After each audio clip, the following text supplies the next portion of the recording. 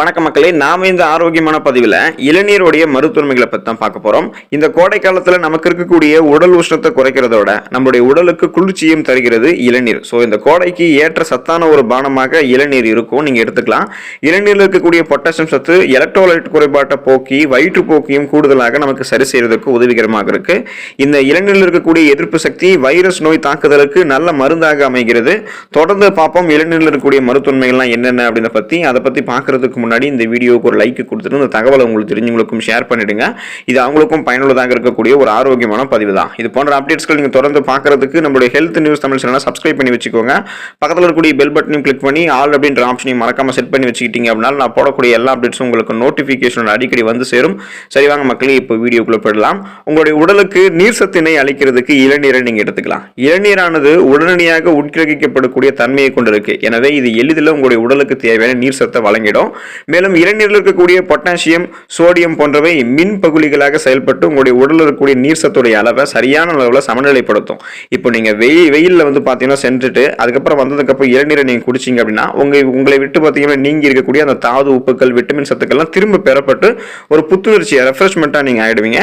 எனவே நீர் இழப்பால் அவதிப்படுபவர்கள் இளநீரை உண்டு நல்ல தீர்வை வந்து பெற்றுக்கலாம். வளர்ச்சிதை மாற்றத்தை மேம்படுத்துவதற்கு நீங்க இளநீரை உங்களுடைய உணவுகளை எடுத்துக்கலாம். உடலினுடைய வளர்ச்சிதை மாற்றத்தின் போது கார்போஹைட்ரேட் மற்றும் கொழுப்புகளில் இருந்து முழுமையான ஆற்றலை பெறுவதற்கு மேங்கனீஸ் அப்படின்னு சொல்லக்கூடிய தாது உப்பு உங்களுக்கு தேவை.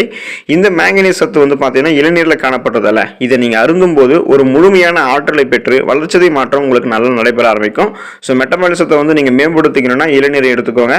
சீரான சிறுநீர் செயல்பாட்டிற்கு உங்களுக்கு பார்த்தீங்க அப்படின்னா நீங்க இளநீரை எடுத்துக்கலாம். ஸோ சிறுநீரகத்தினுடைய செயல்பாடு இருக்கும், கற்கள்லாம் உங்களுக்கு சேராது. பொதுவாக நம்ம உண்ணக்கூடிய உணவுல அதிக சோடியமும் குறைந்த பொட்டாசியமும் இருக்கு. சோடியமானது சிறுநீரகத்தில் நீரினை வந்து தேக்கக்கூடிய தன்மை கொண்டு இருக்கு. இதனால சிறுநீரில் வந்து பார்த்தீங்கன்னா உங்களுக்கு வெளியேற்றுவதில் சிறுநீரகத்தினுடைய செயல்பாடு அதிகரிக்க ஆரம்பிக்கும். இப்போ பொட்டாசியம் சிறுநீரை எளிதில் வெளியேற்றுவதற்கு உதவிகரமாக இருக்கும். மேலும் பொட்டாசியம் உங்களுடைய உடலில் இருக்கக்கூடிய நச்சினை சிறுநீர் மூலமாக வெளியேற்றி சிறுநீரகற்கெல்லாம் உருவாவதை தடை செய்யும். ஸோ அப்பதான் உங்களுக்கு சிறுநீரகம் ஆரோக்கியமான முறையில் இருக்கும். அப்போ இளநீரில் குறைந்தளவு சோடியமும் அதிக அளவு பொட்டாசியம் காணப்படுது. எனவே நீங்க இதை குடிக்கும் பொழுது சிறுநீரகம் உங்களுக்கு சீராக செயல்பட்டு இந்த சிறுநீரக கற்கள் போன்ற எந்த விதமான தடையும் இல்லாம உங்களுடைய சிறுநீரக மண்டலம் ரொம்பவே சிறப்பாக செயல்படும். ரத்த அழுத்தத்தை நீங்க சீராக்கிறதுக்கு, இந்த பிபி சொல்லுவோம் பாத்தீங்களா, அதை நீங்க கண்ட்ரோலாக வச்சுக்கிறதுக்கு இளநீர் குடிக்கலாம். இளநீரில் இருக்கக்கூடிய பொட்டாசியமானது உடலில் இருக்கக்கூடிய நச்சுக்களை சிறுநீராக வெளியேற்றி ரத்த அழுத்தத்தை சீராக்குது. மேலும் இதில் இருக்கக்கூடிய அர்ஜினைன் அப்படின்னு சொல்லக்கூடிய அமினோ அமிலமானது ரத்த நாளங்களை சீராக்கி சீரான ரத்த ஓட்டத்துக்கும் வழிவகுது. ஸோ உங்களுக்கு ரத்த ஓட்டம் தடை இல்லாமல் இருக்கும்.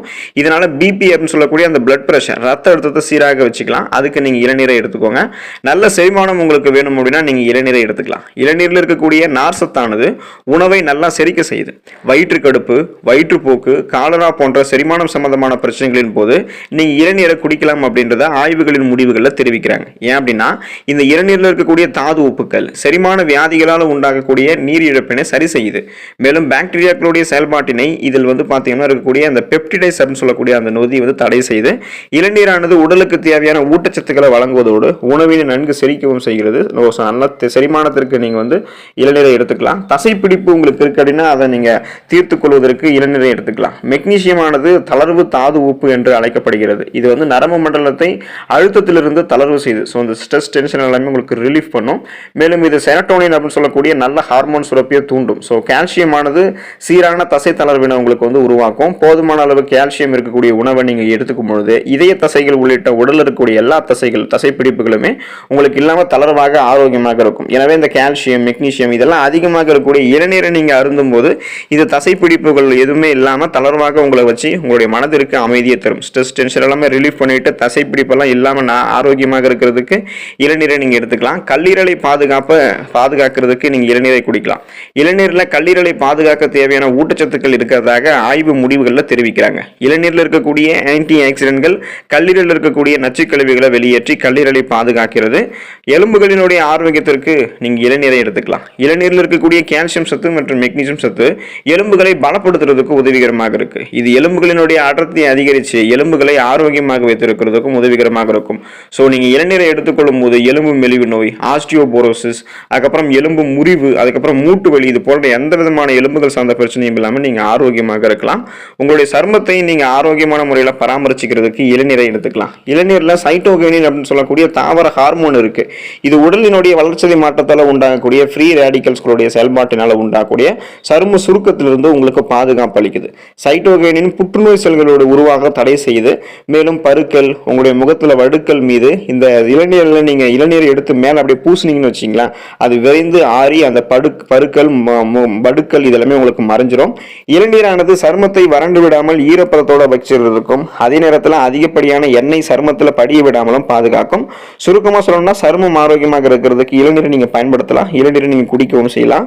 இளநீரை பற்றி ஒரு சில எச்சரிக்கையான விஷயத்தையும் நீங்க தெரிஞ்சுக்கணும். இப்போ பாத்தீங்கன்னா அலர்ஜி உங்களுக்கு இருக்கும் அப்படின்னா நீங்க ஓரளவுக்கு இளநீரை குடிக்காமல் தவிர்க்கிறது ரொம்ப நல்லது. அறுவை சிகிச்சை மேற்கொள்ள இருக்கிறவங்க எல்லாம் அந்த அறுவை சிகிச்சைக்கு 2 வாரத்துக்கு முன்னாடியே பாத்தீங்கன்னா இளநீரை குடிக்கிறத தவிர்த்துடணும். ஸோ அந்த ஆப்ரேஷன் நீங்க பண்ண போறீங்கன்னா ஒரு 2 வீக் முன்னாடி 2 வீக்ஸ் முன்னாடியே நீங்க இளநீர் குடிக்கிறத தவிர்த்துக்கோங்க.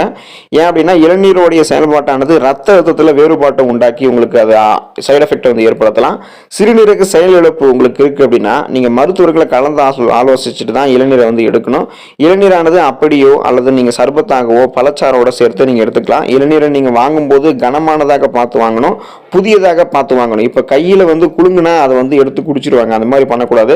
கையில குலுங்கினாலும் குலுங்காமலும் இருக்கிறது தான் நீங்க வாங்கணும். அதுதான் உங்களுக்கு ஆரோக்கியம். ஸோ இந்த மாதிரி முறைகளெல்லாம் இளநீரை நீங்க தேர்ந்தெடுத்து இந்த நபர்கள்லாம் இளநீரை குடிக்காம பாதுகாப்பாக இருங்க. மற்றவர்கள்லாம் போதுமான அளவுக்கு இளநீரை குடிச்சு நலமோடு வாழுங்க. அடுத்த ஆரோக்கியமான பதிவில் மறக்காம சந்திப்போம். நன்றி மக்களே.